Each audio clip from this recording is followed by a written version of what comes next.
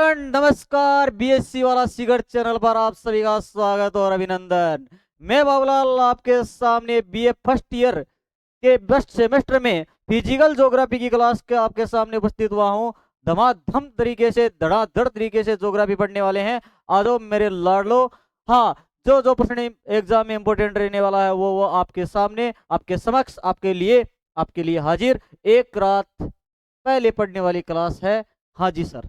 तो देखो, BA first semester, क्या बताएं जान जा।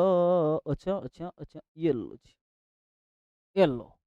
फिजिकल ज्योग्राफी, भौतिक, है ना, भौतिक भूगोल। क्या है? व्हाट इज द भौतिक भूगोल? हाँ, भौतिक भूगोल क्या है? प्रकृति और क्षेत्र की विवेचना करो। क्या है भौतिक भूगोल? फिजिकल ज्योग्राफी क्या है? भौतिक भूगोल, भूगोल की वह शाखा।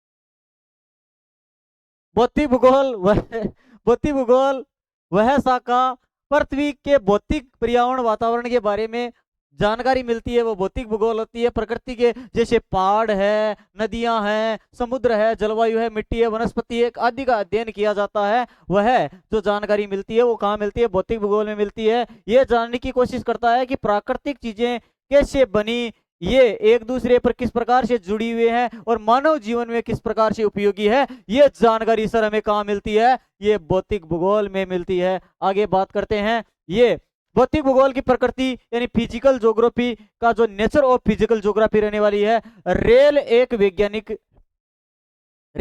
है, वैज्ञानिकों ने बनाया है।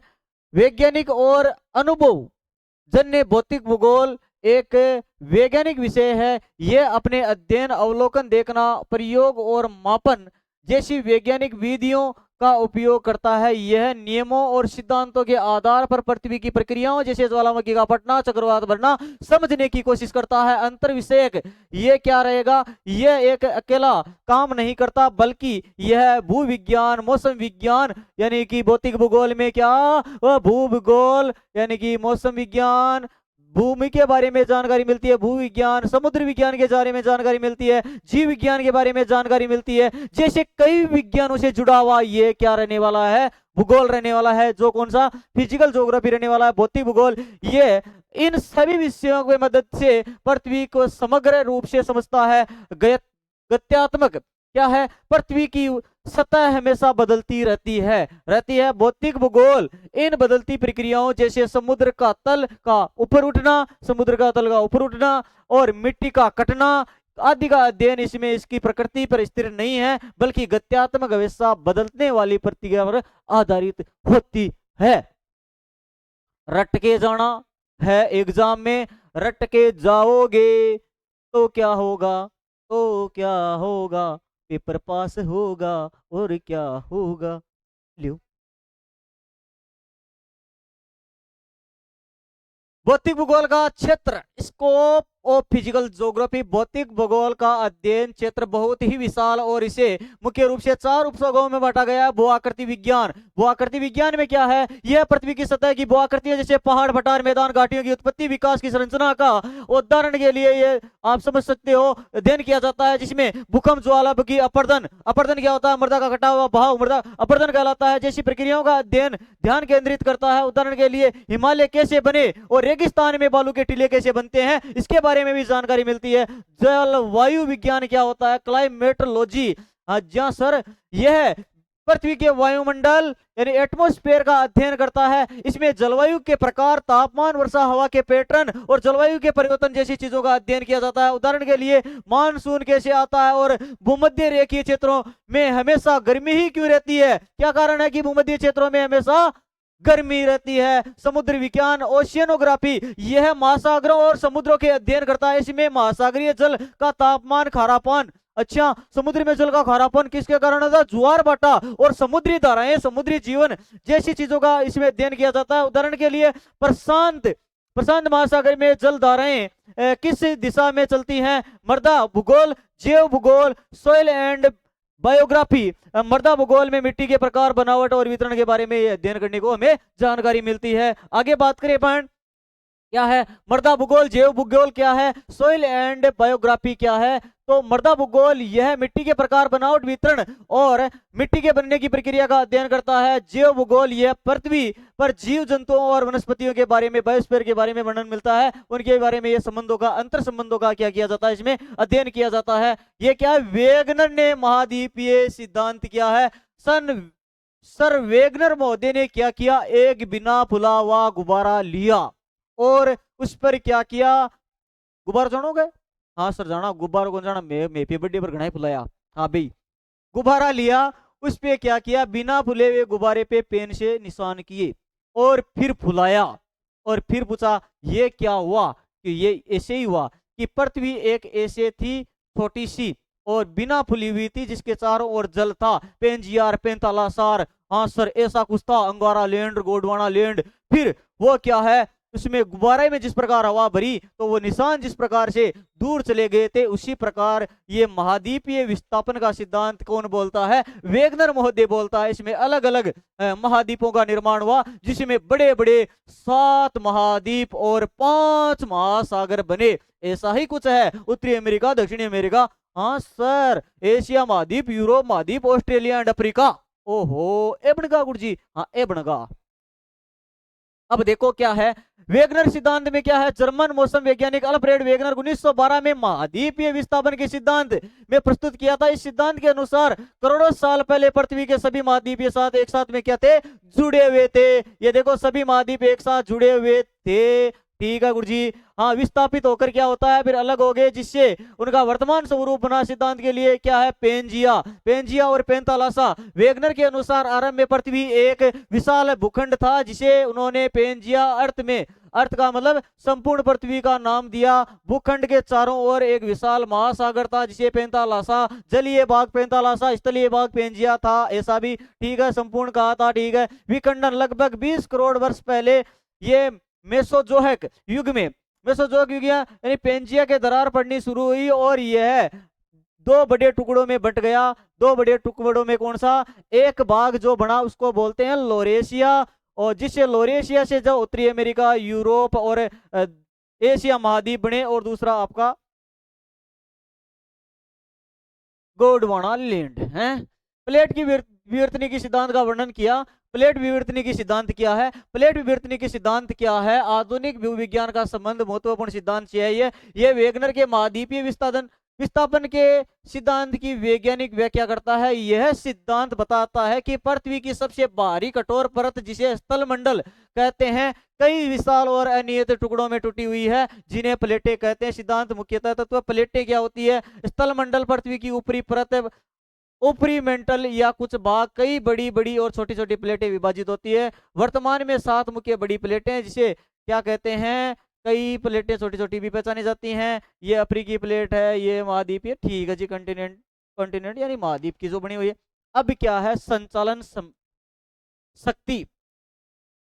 संचालन शक्ति, ये प्लेटें स्थिर नहीं है, बल्कि यह पृथ्वी के भीतर दुर्बल मंडल, ऊपरी मेंटल नरम पिघला हुआ भाग और बहुत धीमी गति से तैर रही है। इसके खिसकने का मुख्य कारण मेंटल के उत्पन्न होने वाली संवहनीय धाराएं, जो कि गर्मी के कारण उठती है और गिरती है। जो धाराएं इन प्लेटों को क्या करती है, आगे बढ़ा देती है, प्लेटें आगे खिसक जाती है। प्लेटों की गति, प्लेटें प्रतिवर्ष 2 सेंटीमीटर से लेकर 12 सेंटीमीटर तक गति खिसकती है।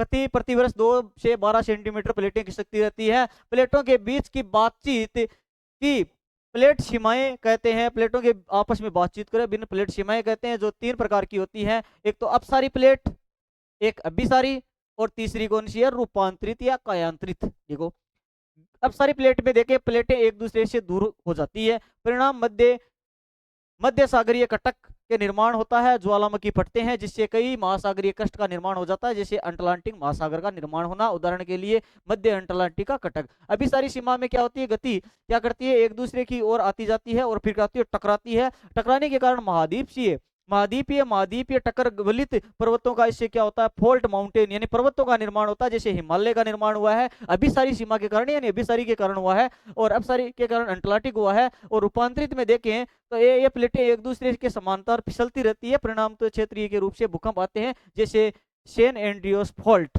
में ज्यादातर भूकंप के ये परिणाम देखने को मिलते हैं। आगे बात करिए अपन, सिद्धांत का महत्व है। प्लेट विवर्तनिकी सिद्धांत भूगोल के कई रहस्यों को समझाता है। पर्वत निर्माण, वलित पर्वत, हिमालय, एंडीज निर्माण, भूकंप और ज्वालामुखी की घटनाएं, प्लेट सीमाओं के किनारे क्यों होती है, महाद्वीपों की विस्थापन, वेगनर के सिद्धांत के बारे में वर्णन करना है। और ये सारे के सारे प्रश्न आपको याद करके जाने हैं, क्योंकि आपके एग्जाम में आने वाले हैं, धमाधम आने वाले हैं, धड़ाधड़ आने वाले हैं, सुपरफास्ट आने वाले हैं, ऐसे काम नहीं चलेगा। भूकंप क्या है? अरे सर भूकंप हम नहीं जानते हैं। पृथ्वी का कंपन करना क्या होता है? भूकंप होता है। भूकंप को किस यंत्र से नापते हैं? भूकंप को सिस्मोग्राफ के द्वारा मापा जाता है। और भूकंप को जो मापने के लिए जो स्केल काम में ली जाती है वो रिएक्टर स्केल होती है। हाँ जी।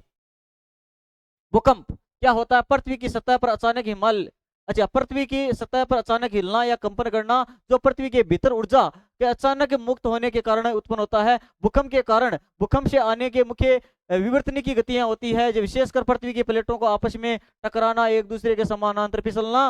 प्लेटें विवर्तनिकी क्या होती है? एक दूसरे के कारण ये सीमाओं के तनाव बढ़ जाता है, ये प्लेट विवर्तनिकी होती है। और चट्टानें क्या होती है? इससे बनती है और ऊर्जा मुक्त हो जाती है। ज्वालामुखी क्या होता है? सर ज्वालामुखी वही जाता है। हाँ सर, ज्वालामुखी क्या होता है? ज्वालामुखी फटने से पहले और उसके दौरान गैसों और उनमें मैग्मा क्या होता है? बाहर निकलता है। दबाव के कारण आसपास के क्षेत्रों में कंपन महसूस होता है, जिसे क्या कहते हैं? भूकंप कहते हैं। मानव जनित कारण से बड़े बांधों का निर्माण करना होता है, बड़े बड़े बांध बना दिए, ये सहन नहीं कर पाती है, जिसके कारण प्लेटों में पानी दरार के माध्यम से पानी पहुंच जाता है, जिसके कारण मेघना भी फट सकता है, या भूस्खलन या भूकंप जैसी समस्याएं आपको देखने को यहाँ पर मिलती है। आगे बात करते हैं भूकंप के प्रकार। भूकंपों की उनकी उत्पत्ति के आधार पर वर्गीकृत किया गया है। देखो, भूकंप विवर्तनिकी में प्लेट सीमाओं के खिंचने के कारण होती है, विनाशकारी होती है। ज्वालामुखी भूकंप होता है, ज्वालामुखी क्षेत्रों तक सीमित होता है। निपात जो भूकंप होता है, खनन क्षेत्रों के कारण, गुफाओं के कारण, ये खानों के कारण ढह जाने के कारण निपात भूकंप आता है। ज्वालामुखी विवर्तनिकी ठीक है। विस्फोट भूकंप क्या होता है? परमाणु रासायनिक विस्फोटों के कारण ये विस्फोट भूकंप आता है। जला से प्रेरित भूकंप क्या होता है? बड़े बांधों के निर्माण के कारण, भूपटल में दबाव पड़ने के कारण जो भूकंप आता है। ये 5 प्रकार के मुख्य रूप से विवर्तनिकी, ज्वालामुखी, निपात, विस्फोट और जला से प्रेरित भूकंप, ये मुख्य रूप से 5 प्रकार के भूकंप देखने को मिलते हैं। अगला रहेगा ज्वालामुखी क्या है। ज्वालामुखी की उत्पत्ति, प्रकार, वितरण और प्रभावों को चर्चा करनी है। तो देखो, ज्वालामुखी क्या है? वोल्केनो। ओ सर जी, वोल्केनो माने ध्यान है, तो बता दियो फिर, मैं को नहीं बताऊं सर। वोल्केनो ध्यान है, फिर भी देख लियो। देखो, ज्वालामुखी पृथ्वी की सतह एक दूसरे में छेद विवरण जिससे होकर क्या होता है? पृथ्वी के आंतरिक भाग में गर्म होकर मेघमा बाहर आता है, जलवाष्प के रूप में आता है। ज्वालामुखी की उत्पत्ति होती है। ज्वालामुखी की उत्पत्ति के कारण क्या होता है? भीतर जो उच्च तापमान, दबाव, मेंटल चट्टानें जो होती है वो पिघलना स्टार्ट होती है और लावा बाहर निकलने जाता है, और जिसके कारण पठारी भाग का निर्माण हो जाता है। कुछ सक्रिय ज्वालामुखी होती है, कई मृत ज्वालामुखी होती है, यानी कि लगातार मेघमा निकलता रहा है, वो तो सक्रिय हो जाएगी। चलो आगे बात कर लेते हैं।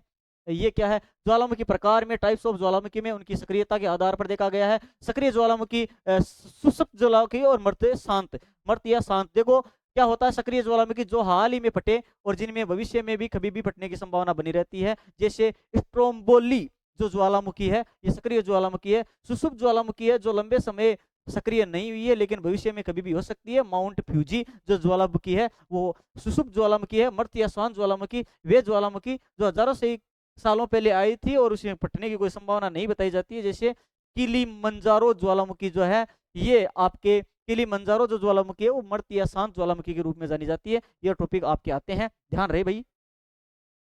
डेविस और पेनेक द्वारा समझाया गया अपर्दन वाला आप आराम से देख लेना, इसके बारे में स्क्रीनशॉट लेके आप याद कर सकते हो। वीडियो काफी लंबा हो जाता है, इसलिए यूट्यूब पर फिर अपलोड करना बड़ी समस्या आती है। आप आराम से याद कर लो, स्क्रीनशॉट ले लिया होगा। आगे बात कर लेते हैं। ये क्या है? हिमानी क्षेत्रों में अपर्दन, युवाकार, हॉर्न, ये ठीक है। लटकती घाटी, ये सब आप आराम से याद कर लेना, ठीक है। स्क्रीनशॉट लगे आके, thank you, best of luck. मिलते हैं आगे वाले वीडियो में। Tata bye bye. हंसते रहिए, मुस्कुराते रहिए, क्लास का मजा लेते रहिए, एग्जाम देते रहिए। Tata bye bye, thank you, best of luck.